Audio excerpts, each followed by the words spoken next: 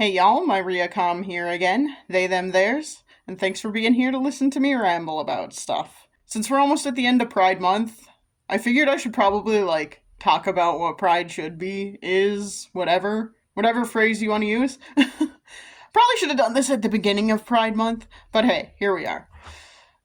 Better late than never, right? So we're almost at the end of Pride Month, or like the official International Pride Month. Obviously, Pride can happen whenever. We should always be proud of our community, of who we are, of all of those things.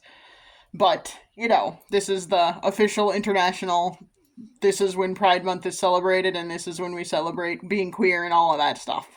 But let's just talk a little bit about what Pride Month is, what Pride generally is. So, Pride is many, many different things all at once. Pride can be a party, a celebration of being queer. It can also be just a private moment of reflection, or a month full of private reflection. Or it can also be a protest. It can be all of these things. It can be one or two of these things. It can be whatever it means to you, basically. Pride can be a single event. It can be a month-long expression of queerness, or it can be a state of being, honestly. It can just be something you feel all the time. And Pride is basically like an invitation to feel proud of queer history, of queer communities that we are a part of or that we would like to be part of, queer culture generally, and most importantly, in my opinion at least, feeling proud of yourself at whatever stage you're at in your queer journey. So, okay, those are the notes I had. That was the important stuff I wanted to say about what Pride is, what Pride can be. It can be all of these things, it can just be one of these things to you, it can be whatever. As I said, in my community, there's not a lot that's going on right now in terms of Pride. Other parts, cities in my state have had events and things like that. And from what I've seen, it seems like a lot of the people who are part of the Pride group here that organizes things in August, which is when my city celebrates Pride.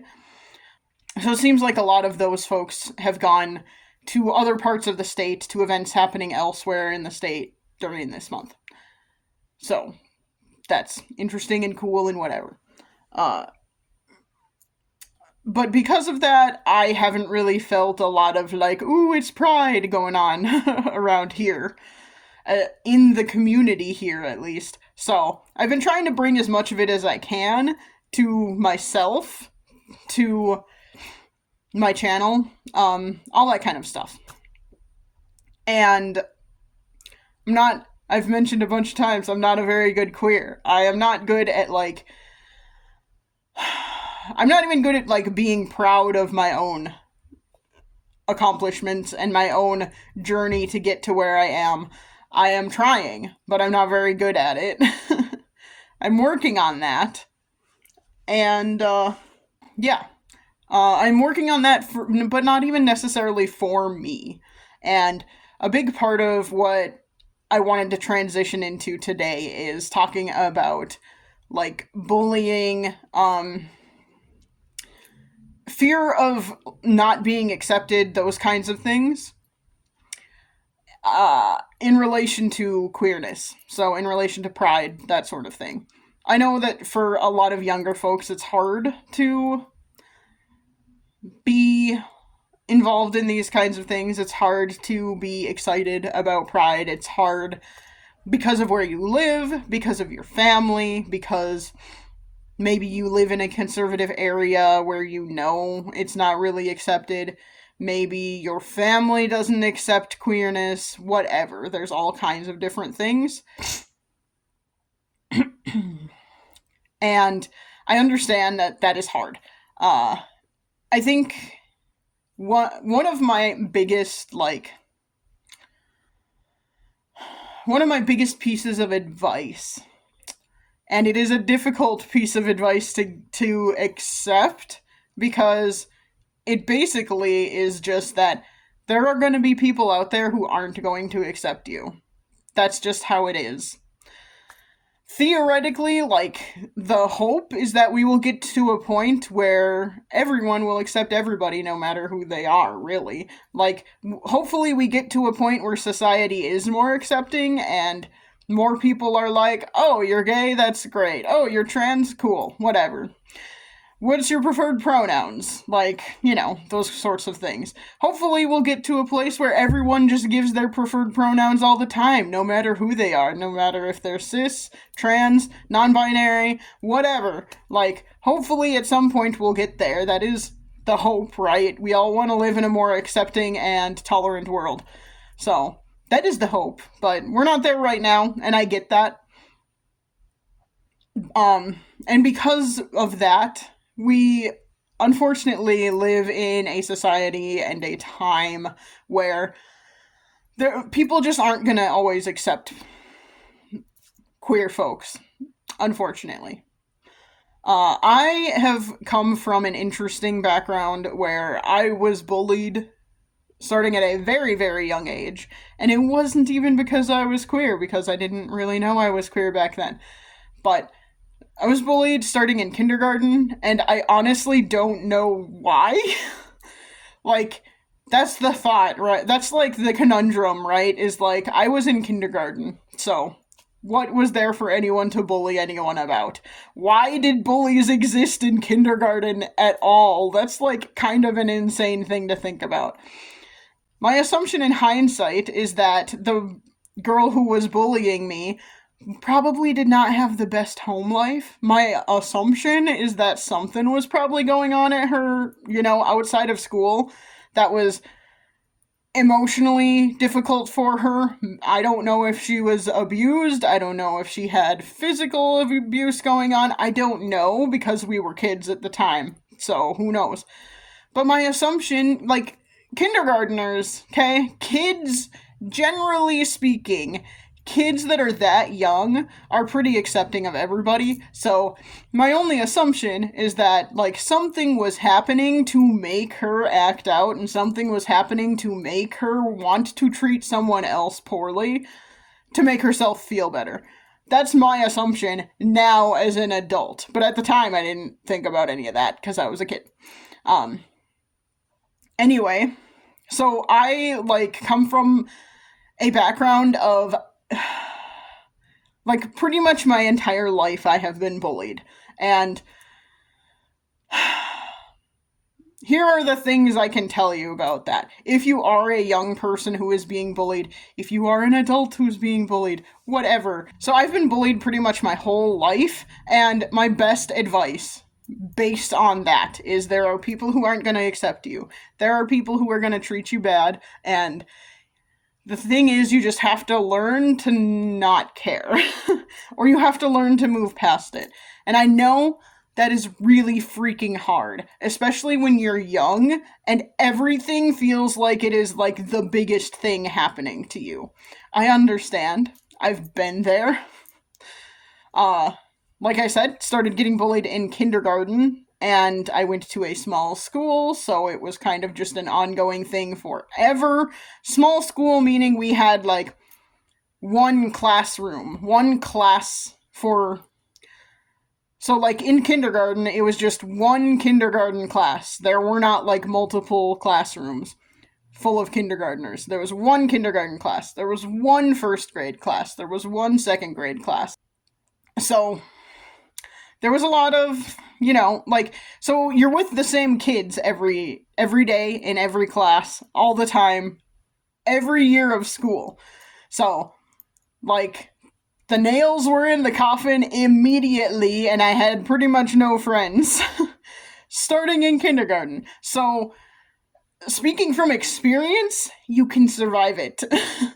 Does it suck? Yes. Yes, it sucks. But you can survive it. It feels like it's the end of the world if no one likes you when you're that young, but you will get past it. Do I still have residual fears that people don't like me? all the freaking time. But you know what? You just have to learn to move past it. And I can't give good advice about how, because it has just been a part of my life forever.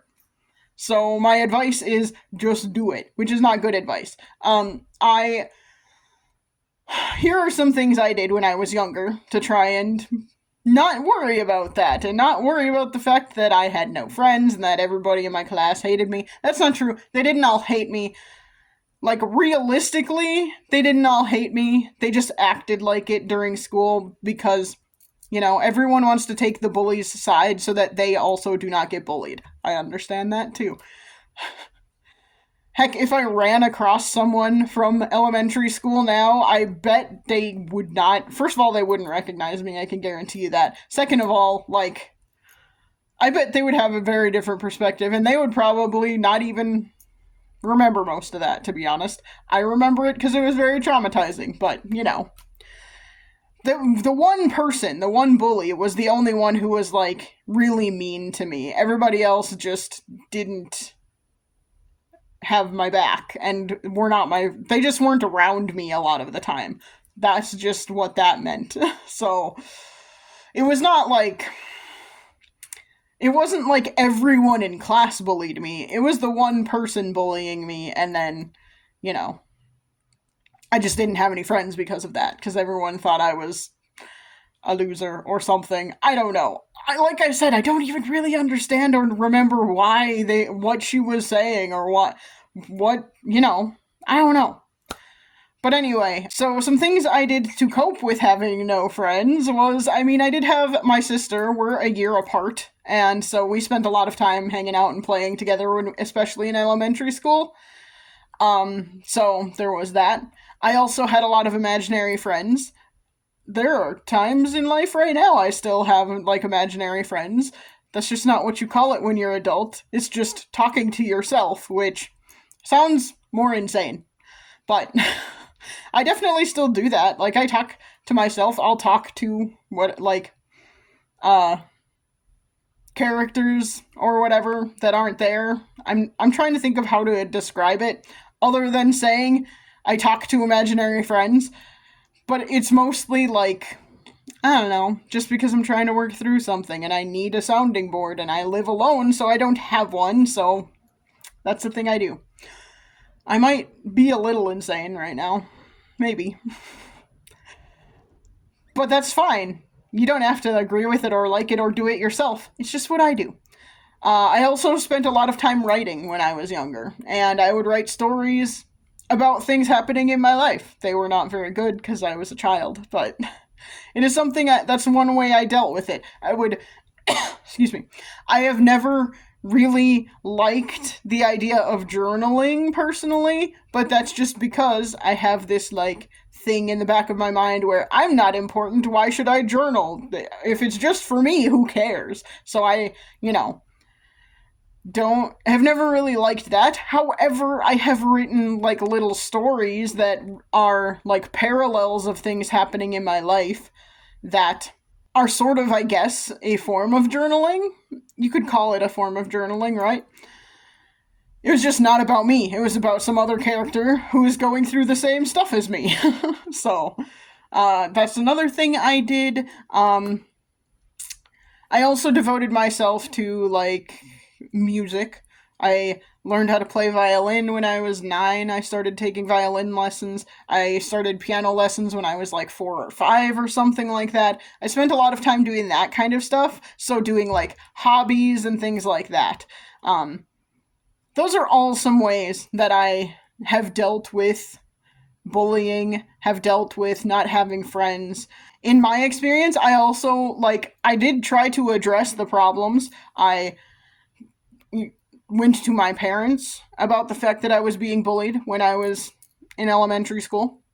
And we went to counseling. We went to, group counseling for the two of us, the girl who was bullying me and then me. Went to counseling together at school. It didn't help, but,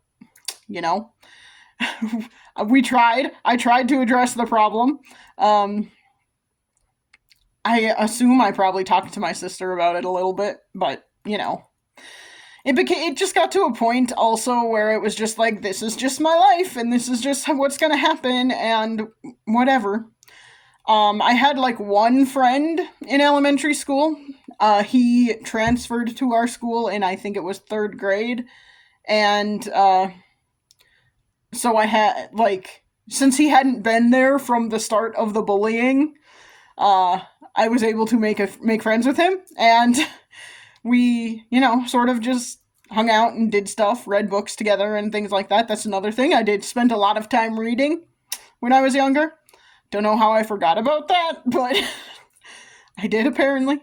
Spent a lot of time reading. But I did have that one friend, and I don't remember when he left. He did not stay for the, duration of school. So he transferred to our school in third grade. And did he leave after sixth grade? I can't remember. It was weird. He was a foster kid, so things got, a little bit weird. But I'm assuming that he didn't stay with the family he was with, and then that's why he switched schools. But, yeah. Anyway, so I did have, one friend for a little while there. I also eventually, moved to another school, right? So, in 7th grade, I moved to a public school, which meant all new people, and no one knew all of the bullying stuff I had gone through, so I made some new friends there. Ended up having to go back to the private school in 7th grade in 8th grade because my parents wanted that for whatever reason that I don't really understand, but they overreacted to me having a bad day at school and sent me back to the private school for reasons. I also switched schools, and even though I did not have a lot of experience making friends, I worked on it, and I made a couple of friends, but yeah. So I made some new friends at this new school, and worked on that. Got a little weird after I went back to the private school for 8th grade, but then in high school, again, made some new friends because I was at a public school again. We did not have an option of a private school in my hometown for high school. Thankfully. Otherwise, my parents probably would have made me go to the private school if there was one. So, fortunately, I didn't have to do that, and I went to the public high school, and the only high school. And again, had some new friends then, and I'm using the term friend very loosely. There were people I hung out with. I was in band and jazz band. Okay, so I was in concert band and jazz band and marching band and pep band. So, even if we weren't, the closest people ever, we spent a lot of time with each other, and we, hung out, and we went on trips together and stuff. So, that, at least I had, people to talk to, basically. I did meet a couple of queer folks in high school. Mostly, gay men in high school, so boys, I guess. Young men. Gay young men, whatever. But there were not a lot of, queer young women at my high school, as far as I know, unless there are people who have come out now, but when we were in high school, there were not many out women. So, yeah. But I met a couple of gay young men and tried to become part of the queer community a little bit. Was not very good at that. Did not ever feel like I belonged, but that is probably partially residual of me never feeling like I belonged anywhere because I was bullied from such a young age, so who knows. Yeah. My point to all of this is to say, if you are being bullied because you're queer, because of your looks, because of any other reason, you can survive that. I do not love where I am at in life, but in terms of that, I do love where I'm at in life. I like that I can be openly non-binary, and for the most part, people are generally accepting of that, at least the people I surround myself with. There are plenty of people who aren't, and I know never will be. Like my parents, if I was in contact with them, I am not currently, and haven't been for about a year and a half, but if I was in contact with them, I know they would not accept it. I'm saying I know. Maybe they could surprise me. I doubt it. So I know they wouldn't accept it. I know a good chunk of my extended family will never accept it. So it's whatever. But the people I surround myself with and the people I want to be around are very accepting. And that is one of the important things. When you are younger and you're in elementary school or middle school or high school or whatever, you don't really have a lot of choice who you spend time with. You're around the same people all the time. And while you can sort of be selective the older you get, it is a lot easier once you get into college, for example, and once you are an adult.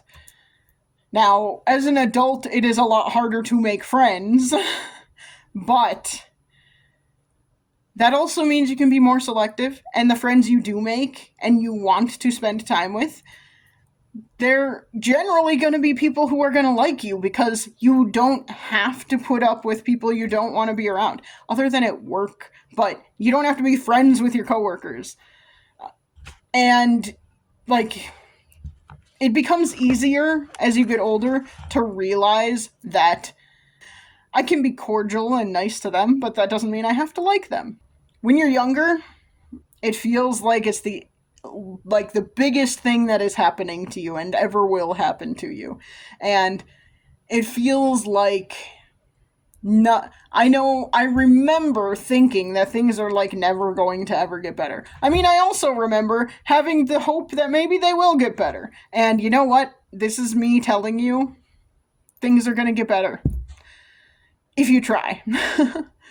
Now, that seems mean, because you have to try. But you do have to try. But yeah, like, it does get better. Life, I would not say life gets easier, but you learn what actually matters and what actually is worth, like, spending your mental energy on, and it's not really worth spending mental energy on wondering if other people like you. It's not really worth spending mental energy on trying to make people like you if they don't. Like, I'm not saying don't be nice to people. What I'm saying is, if there are people out there that you interact with on a relatively regular basis and they don't accept you for who you are, that's on them. And they're missing out. That's what you gotta tell yourself. Like, they're missing out. And that's not your problem, and it's not your fault. You are just you, and that is how things go. So, these last few days of Pride Month, let us work together on celebrating ourselves and being proud of who we are as queer folks, because that is important. Okay, that is my attempt at being motivational and inspirational. I don't know if it worked, but hey, here we are. So, thanks for listening. Hopefully this helped someone out there. If not, I apologize. I'm trying. But thanks for listening, and I will try and chat at you again soon. Bye.